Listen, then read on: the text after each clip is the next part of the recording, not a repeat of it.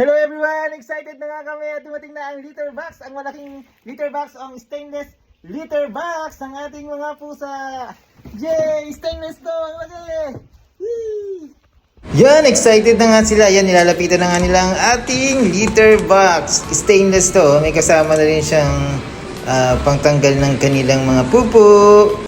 Wow! So, ang order natin ay gray. Grabe, quality talaga ito. Tapos talagang stainless siya. Akala ko talaga baka plata lang pero stainless talaga ito. Eh napakasaya nila. Eh napakasaya ko din. Dahil finally meron tayong stainless na stainless talaga. Wow. Na litter box. Papasin nyo? Natin na rin.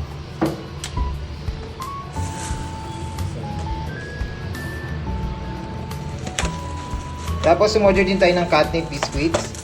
Yan, so marami na tayong in-order na catnip biscuits. Alam nyo, napaka-effective to. And ang saya lang, during your bonding, during your treats time sa mga pusa nyo, gusto nila ito.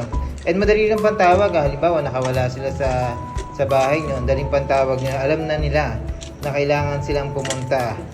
Yun, so ito yung pinakamadaling pantawag na yun. Pag nakakawala si Nyomi, kasi yung may masungit na pusa namin.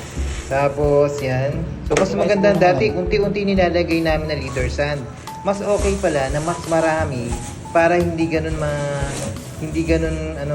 mas maaksaya. Tapos para at least na hindi ganun kabaho pag madami talagang litter sand. So yan, nandiyan na si Luna. Tingnan natin kung pupunta rin yung ibang pusa. Yung ibang pusa namin. Tapos sa pagkain naman nila, cuties. Ngayon, ito naman yung cuties na pagkain nila. Tapos mapapansin nyo, yan yung inuman nila ng tubig. Dalawa inuman nila ng tubig. Kasi para talaga hydrated sila, hindi sila ma-dehydrate.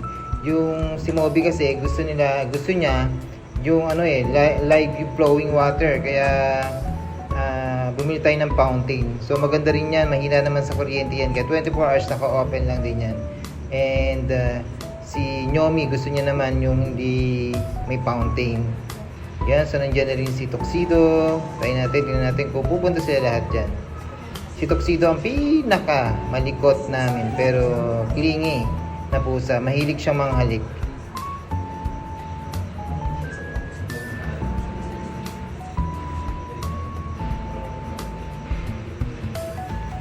Ayun nga.